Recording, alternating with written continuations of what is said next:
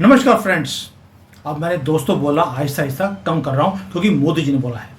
साथ में मोदी जी ने एक और काम कर दिया, चाइना की सैटेलाइट्स को हमने हैक कर लिया है और साथ में दो तीन चीज़ें और कर ली उसके साथ साथ। ये सारी न्यूज़ आपके साथ कवर करूँगा क्योंकि हमने कुछ रेवोल्यूशनरी आज काम किया है। हमने एक रेलवे के ऊपर मिसाइल्स को लॉन्च कर दिया, रेलवे लाइन से, यानी कि एक चलती हुई ट्रेन से हमने अग्नि 5 को लॉन्च कर दिया है। अभी तो अग्नि को किया है, अग्नि 5 भी यहाँ से लॉन्च हो जाएगी। और जो मिसाइल को हमने लॉन्च किया है इसकी रेंज 2000 किलोमीटर की है। चाइना को स्पीचलेस कर दिया, सैटेलाइट को हमने हैक कर लिया है और रेलवे ट्रैक जितने भी भारत के हैं वो अब लॉन्चिंग पैड बन गए हैं। दुनिया में बहुत कम कंट्रीज हैं जिन्होंने ये सोचा भी होगा कि यार रेलवे लाइन को अगर लॉन्चिंग पैड बना दिया जाए।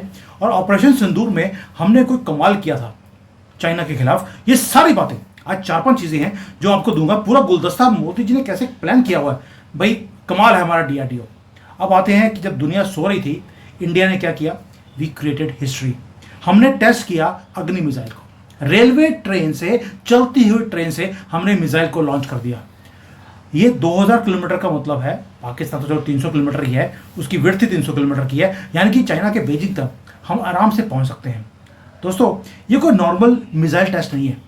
चाइना की हैक कैसे करी हमने मिसाइल सैटेलाइट, इसके ऊपर मैं बाद में बताऊंगा क्योंकि ये इसी मिसाइल के टेस्ट जो हमने करी है उसके साथ वो रिलेटेड है।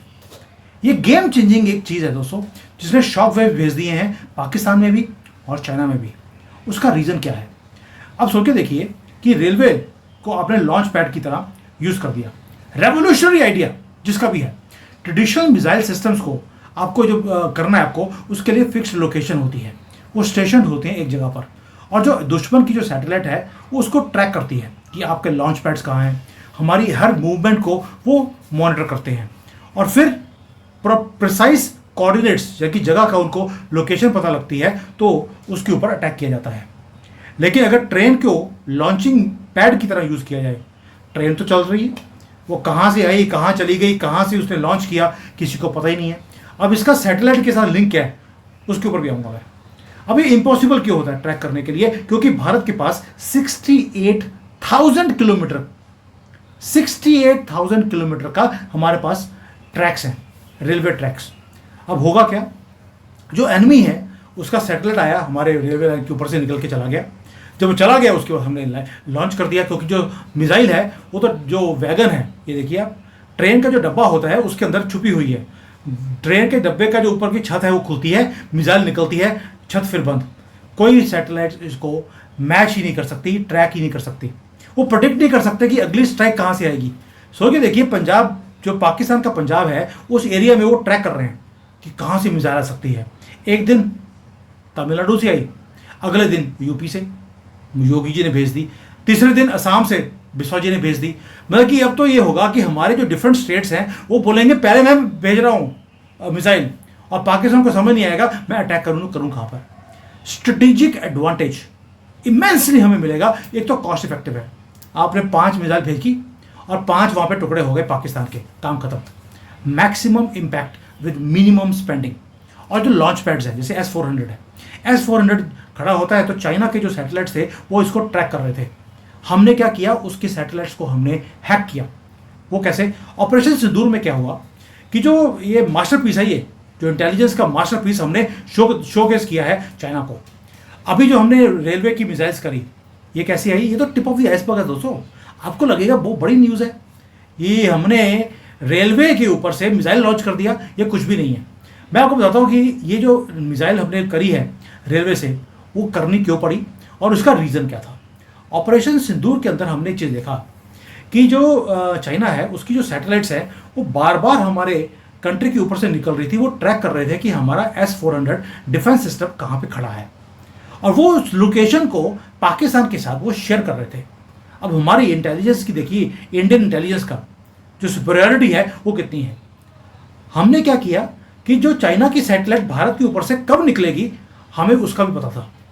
यानी कि हम दुनिया की जितनी सैटेलाइट्स हैं उसको ट्रैक कर रहे हैं। हमें पता लग गया चाइना वाले कब, जहाँ पे S-400 की लोकेशन है उसके ऊपर से निकलेंगे। उससे पहले ही हम S-400 का जो ट्रक था उसको वहाँ से निकाल देते थे। चाइना जब तक उसके लोकेशन को पाकिस्तान को भेजता, हमारा ट्रक निकल चुका होता था। पाकिस्तान जब अटैक करता, वो खाली जगह पे अटैक होता, S-400 ऑलरेडी वहां से निकल चुका है। यानी कि पाकिस्तान को गलत कोऑर्डिनेट्स भेजे गए चाइना की तरफ से, पहली बात। दूसरा, एक और भी चीज किया हमने, इट इज इवन बेटर। हमने क्या किया, जो चाइना के सैटेलाइट्स का कम्युनिकेशन सिस्टम होता है उसके अंदर भी हमने पेनिट्रेट कर दिया। हमने क्या किया, गलत इंफॉर्मेशन उस सैटेलाइट को भेज रहे थे और वो सैटेलाइट गलत इंफॉर्मेशन पाकिस्तान को भेज रहा था, और उनका जो कंप्लीट इंटेलिजेंस नेटवर्क है it was blinded and confused. Her coordinate जो पाकिस्तान को रिसीव हो रहा था it was wrong, because deliberately हमने रॉन्ग इंफॉर्मेशन चाइनीज सैटेलाइट को भिजवाया। पहला, उसके पहले जो लोकेशंस थी हमने उसको ट्रैक किया। दूसरा, हमने अपनी एनहांस कैपेबिलिटी चाइना को दिखाई है। ये चीज़ें मुझे चाइना से पता लगी हैं, इंडियन मीडिया को कभी पता लग भी नहीं सकता कि हमने क्या कुछ दिखाया है इस सारी चीज़ में। दोस्तों, ये दो चीज़ें जब हो गई तो अभी रिसेंटली क्या हुआ, एक न्यूज़ और आई, मोदी जी के हाथ में आया कि 2024 के एंड में 25 में भी पाकिस्तान की कोई एक सैटेलाइट, इवन की चाइनीज सैटेलाइट हमारी सैटेलाइट के 1 किलोमीटर के पास पहुंच गई। स्पेस में इतनी क्लोज कोई सैटेलाइट्स नहीं जाती हैं, वो सबके ट्रैक्स डिफरेंट होते हैं, लेकिन डेलिबरेटली ये अपनी सैटेलाइट को हमारी जो इसरो की सैटेलाइट्स है उसके पास लेकर आए, क्योंकि ये चाहते थे कि हमारी सैटेलाइट्स को कैसे डिस्ट्रॉय कर सकते हैं, हमारा रिस्पॉन्स लेवल क्या होगा, हमारी स्ट्रेंथ क्या है, हमारी वीकनेस क्या है सैटेलाइट्स की, वो उन्हें पता लगेगा। हमने क्या किया, मोदी जी ने अभी अभी अनाउंस कर दिया कि भाई हमारे पास 100 सैटेलाइट्स हैं ऊपर, पाकिस्तान के पास 7 या 8 हैं, लेकिन चाइना के पास 930 हैं। चाइना की अगर 100 सैटेलाइट्स भी हो, अपनी तबाह कर देगा हमारी 100 सैटेलाइट्स के बीच में अटैक करके, तो भी उसके पास 800 से ज़्यादा सैटेलाइट्स होंगी। अब पहली तो ये काम है कि भी उसके पास 900 हैं, हम भी 900 भेज दें, लेकिन हमें 900 की ज़रूरत नहीं है। तो इसलिए आपने काउंटर कैसे करना है, मोदी जी ने इन्वेस्ट कर दिया 270 बिलियन रुपीस 15 नई सर्वेलेंस सैटेलाइट्स के ऊपर, और सैटेलाइट्स का नाम दिया है बॉडीगार्ड सैटेलाइट्स। ये लिडार डिफेंस शील्ड, ये है क्या दोस्तों, ये क्या होगा, हम लोग पहली बात तो ये कि जो सैटेलाइट्स हैं अपनी, उसके आसपास एक बॉडीगार्ड सैटेलाइट्स होंगी जो उन्हें प्रोटेक्ट करेंगी। जो भारत की ये जो ग्राउंड के ऊपर जो रडार होते हैं, वो यहाँ से टेलीस्कोप के थ्रू 24/7 ऑर्बिटिंग जो ट्रैक सिस्टम होता है उसको ट्रैक करेंगे हमारी सैटेलाइट्स का। उसके आसपास कौन आ रहा है, उसकी इंटेंशन सही है कि गलत है, वो नोट किया जाएगा। और जो हमारी बॉडीगार्ड जो सैटेलाइट्स हैं वो अटैक करेंगी दुश्मन की सैटेलाइट्स को, यानी कि कोई हॉस्टाइल सैटेलाइट हमारे सैटेलाइट के पास आया, दैट्स इट, 1 2 3 काम खत्म। ये है, और हम अपनी सैटेलाइट को वहां से निकाल देंगे। जो बॉडीगार्ड सैटेलाइट है वो वहां खड़े होकर अटैक करेगी, लड़ाई करेगी और उनको तबाह करेगी। दोस्तों, इवन जो पाकिस्तान के साथ कॉन्फ्लिक्ट हुआ था अपना, कौन सा, ये ऑपरेशन सिंदूर, इसके अंदर भी हमने देखा कि 400 से ज़्यादा जो इसरो के साइंटिस्ट थे वो सिर्फ एक ही काम कर रहे थे, 24 घंटे वो अर्थ के ऊपर हमारी सैटेलाइट्स कहाँ हैं, दुश्मन की कहाँ है, हमारे नीचे जो सारा का सारा जो डिफेंस सिस्टम है वो कहाँ कहाँ पड़ा है, हम हर एक चीज़ को कोऑर्डिनेट कर रहे थे। चाइना एक्टिवली हेल्प कर रहा था पाकिस्तान की, कि वो जो अपने सैटेलाइट की कवरेज की जितनी न्यूज़ है वो पाकिस्तान को दे रहा है, लेकिन हमने अपनी सुपीरियरिटी दिखाई चाइना को भी और पाकिस्तान को भी। इसीलिए बोल रहा हूँ कि जो अब आपने ये रेलवे के ऊपर से किया है, क्योंकि आपने देख लिया कि चाइना पाकिस्तान को पूरे कोऑर्डिनेट्स भेज रहा है हमारे S-400 के ऊपर से। आपको मालूम है S-400 बहुत महंगा एक डिफेंस सिस्टम है, क्यों ना अपनी मिसाइल्स को आप डिफेंस सिस्टम की तरह यूज़ करें। आपको डिफेंस की जरूरत नहीं, अब तो अटैक कर रहे हैं। जो ये डिपार्टमेंट है अपना, डिपार्टमेंट ऑफ डिफेंस, इसको डिपार्टमेंट ऑफ अटैक नाम दे देना चाहिए। और डिफेंस क्यों कर रहे हैं हमने, अब तो हमने अटैक करना है भाई। अब तो पाकिस्तान वाले खुद बोल रहे हैं कि भारत कब आकर अटैक कर देगा हमें, अब पहल भारत करेगा, अब पाकिस्तान पहल नहीं करेगा। अब ये क्यों बोल रहा हूँ, इसका रीजन एक और, चाइना ने पूरी हेल्प करी अपने सैटेलाइट्स के थ्रू पाकिस्तान की, हमें मालूम है। जो इक्विपमेंट्स दिए वो भी सारे चाइनीज थे, इसलिए कुछ भी चला नहीं। लेकिन साथ में चाइना ने एक काम और किया, उन्होंने अपनी स्पाई शिप्स श्रीलंका भेज दी। जब ऑपरेशन सिंदूर हो रहा था कि भारत अपनी कौन कौन सी गतिविधियां यहाँ पर कर रहा है, सबको लग रहा था कि भाई ये तो हमारे लिए बहुत बड़ा थ्रेट है। श्रीलंका में चाइना की जो वॉरशिप्स हैं वो खड़ी हैं, लेकिन हमें इतना सा भी फर्क नहीं पड़ा। उसका रीज़न था कि जो हमारा सैटेलाइट था, सैटेलाइट का नेटवर्क है, वो ट्रैक कर रहा था हर शिप को भी जो यहाँ पे चाइना की या पाकिस्तान की जा रही है। हमें मालूम था कि उनकी शिप कहाँ खड़ी है, क्या कर रही है, कौन सी इंटेलिजेंस को वो गैदर कर रहे हैं।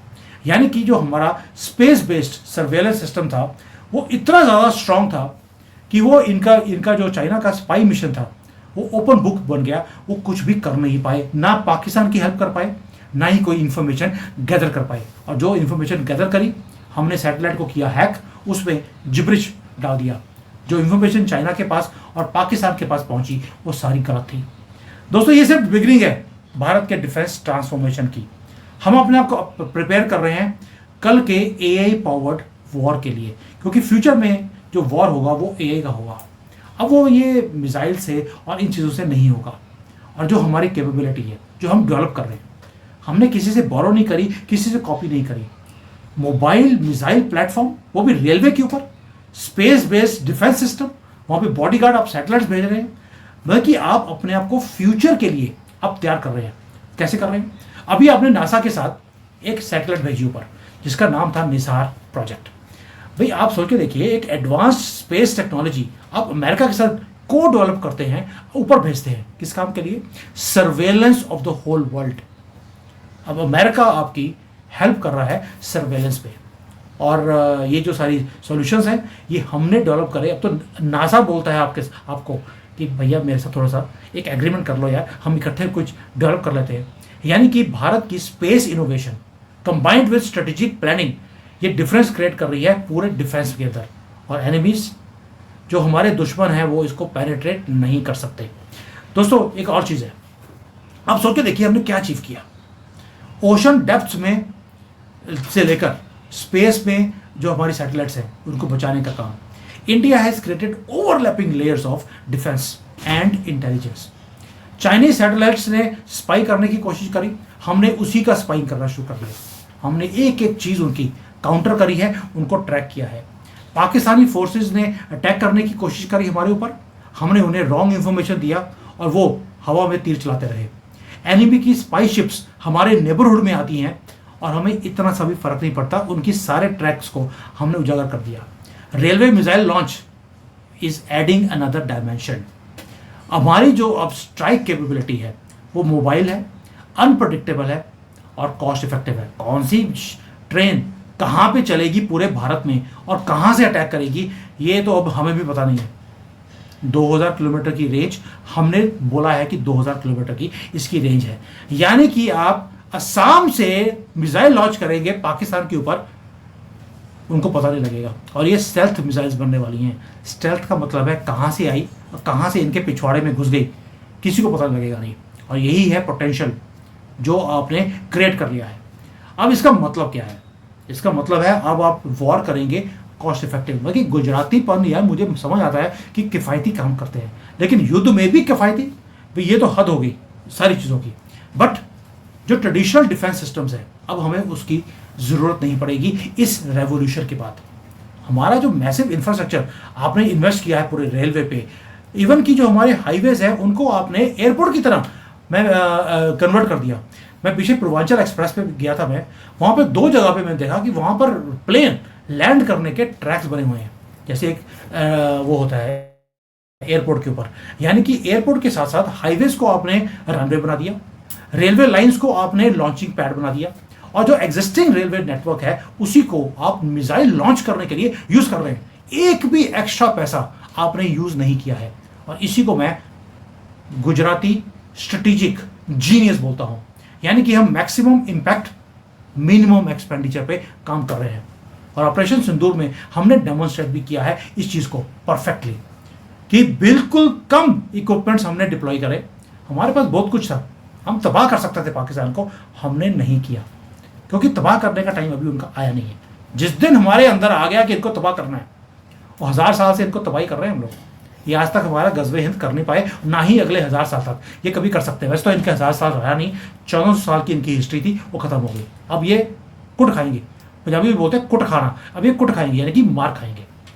हमने जो ये पूरा जो सारा काम किया है दोस्तों, स्ट्रेटेजिक एडवांटेज वाला, थ्रू सुपीरियर इंटेलिजेंस। इंटेलिजेंस तो हमारे सनातनियों में शुरू से थी। ये तो हमारी बदकिस्मती है कि 65 साल मोहम्मद नेहरू, मोहम्मद गांधी, मोहम्मद राहुल खान, विंची, पता नहीं कितनी कास्ट है इसके पीछे, ये सारों के कारण हम तरक्की नहीं कर पाए। पहली बार सनातनी वापस आए, अब देख लीजिए तरक्की कैसे हो रही है। और जो ये एग्रेशन है, ये जो मोदी जी दिखाते हैं, ये ओवरवेलमिंग जो डेवलपमेंट हो रही है इस देश में, मिसाइल लॉन्च कर रहे हैं कि मेरे हक्का बक्का रह गया जब मैंने देखा इसको कि यार हाईवेज को आप एयरपोर्ट की तरह यूज कर रहे हैं, रेलवे को आप मिसाइल लॉन्च के लिए यूज कर रहे हैं। ये फायर पावर अनप्रिडिक्टेबल आपको बना दिया। अब दुश्मन को ये नहीं पता लगेगा कि मैं S-400 को ट्रैक करूं, कि हमारी कौन सी ट्रेन कहां से चल रही है उसको ट्रैक करूं। यानी कि अब हमारे एनिमीज रियलाइज ही नहीं करेंगे कि हमने मिसाइल कहां से भिजवाई और कहां पे जाके अटैक करेगी और ये क्या कुछ करेगी। और उसके अंदर भी क्या है, जीपीएस सिस्टम नहीं है मिसाइल के अंदर। उसको टारगेट दे दिया, जीपीएस डाला नहीं, अपना उसका इंटेलिजेंस है, वो देखेगा कि भैया शी जिनपिंग का घर किधर है, आसिम मुनीर कौन से बंकर में बुरका डाल के मूछे कटाकर कहाँ पे छुप के बैठा है और कहाँ पे उसको अटैक कर रहा है। ये है नया भारत। नया भारत का मतलब है जहाँ पर अब हम रिएक्ट नहीं करते, अब हम एक्ट करते हैं। और हमारा दुश्मन अब एंटिसिपेट भी नहीं कर पा सकता कि अब हम एक्ट करेंगे तो करेंगे कैसे। यानी कि हमने कटिंग एज टेक्नोलॉजीज ऐसी बना दी हैं विद एग्रेशन ऑफ सनातनी। गर्व से बोल रहा हूं, ये एग्रेशन ऑफ सनातनी है कि अब डेटरेंस होगा, अब मिनिस्ट्री ऑफ डिफेंस नहीं, अब मिनिस्ट्री ऑफ अटैक होगा। और ये जो सारी चीज़ें बनाई जा रही हैं, इसी के लिए हमने पाकिस्तान का 1 2 3 अभी किया नहीं था। अब ये जो कैपेबिलिटीज आपके पास आ गई हैं, साथ में body light satellites, body guard से सैटेलाइट्स, हमारी स्पेस की जो एसेट्स हैं उसको प्रोटेक्ट करने का काम वो बहुत ज़रूरी था। ऊपर से रेलवे लॉन्च मिसाइल्स हमारे बॉर्डर्स को सिक्योर करने के लिए, प्लस साइबर वॉरफेयर जो कैपेबिलिटीज हमने एआई पावर्ड की डिफेंस सिस्टम में दिखा दिया। चाइना के सैटेलाइट्स को हमने हैक किया है। यानी कि पूरा का पूरा एक security architecture to prepare us for the next war which is going to come in the next few months और few years. And the world is noticing us. जो हमारे एनिमीज हैं वो वरिड हैं, दुनिया नोट कर रही है, एंड उनको नोट करना भी चाहिए। और जो ये डर है ये होना भी चाहिए। मोदी जी का एक स्टेटमेंट था एक बार, ये डर अच्छा है। और अब जो हमने शुरुआत करी है, सनातनियों ने सिर्फ 10 साल, 1000 साल में पहली बार 10 साल में हमने शुरुआत करी है इस कंट्री को वापस सनातनी बनाने का। उसी में इनकी हवा निकल गई। आगे आगे देखिए होता है क्या है। जय हिंद, वंदे मातरम।